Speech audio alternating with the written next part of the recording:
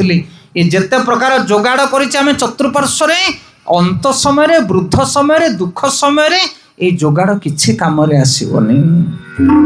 केवल जड़े जोगाड़ दे पार से होचने हरि, से होचने कृष्ण, से होचने भगवान। तेणु कहते विफले सेविनु कृपण दुर्जन। कृपण एमाने ये जगतर लोक मैंने होचने कृपण, जहाँ तुम प्राण देच से तुमको पानी मुंदाए देवे नहीं। खोला कथा जाकि देखी दियो जा जा घर 80-90 वर्षर बुढ़ा माने पड़ी क्या जगत रु कि मिलनी परम सत्य कथा। विफले सेविनु क्या कृपण दुर्जन कृपण दुर्जन मानक सेवा करी आम दिन गला किए पीठे पड़े मना ना ड्यूटी अच्छे। आमर पुत्र संतान घर परिवार आम रोजगार करुचे खटिवा से परिश्रम करवा किंतु तास तो हरि भजन कर कारण गुहारी शुणिया वाला सी। कही जने मत पचारुथिले कहले आज्ञा अवसर जीवन आ गृहस्थ जीवन भितर कौन फरक वानप्रस्थ और गृहस्थ। मुझे देख गृहस्थ माने 8 घंटा काम करिवो 2 घंटा हरि भजिवो। आ वानप्रस्थ माने जो मानको 50-60 डेई गला से माने 8 घंटा हरि भजिवे 2 घंटा काम करिवे। कौन सूत्र मन रहउछ ना नहीं।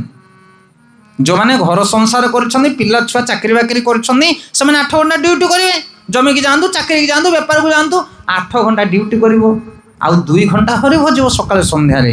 गृहस्थ हेले भी जिते झमेला थिले भी हरि भजिया को पड़ो।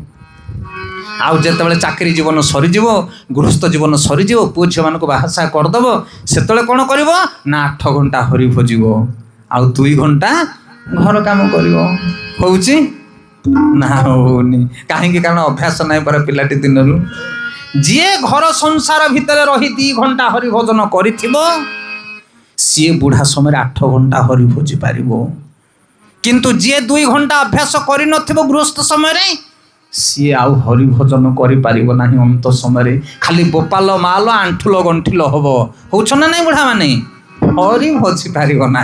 तेणुक अभ्यास कर बालके मोर बोल कर बेलू गोविंद सुमर पिलाटी बेलू गोविंदर भजन करवाटा अभ्यास कर यही कथा साधु सन्थ माने कहउछंती। आउ जदि खरा काकर दिन राति शीत काकर कही कही फांका मारिबो ताहले समय आसला आसुका अभ्यास नथिबो।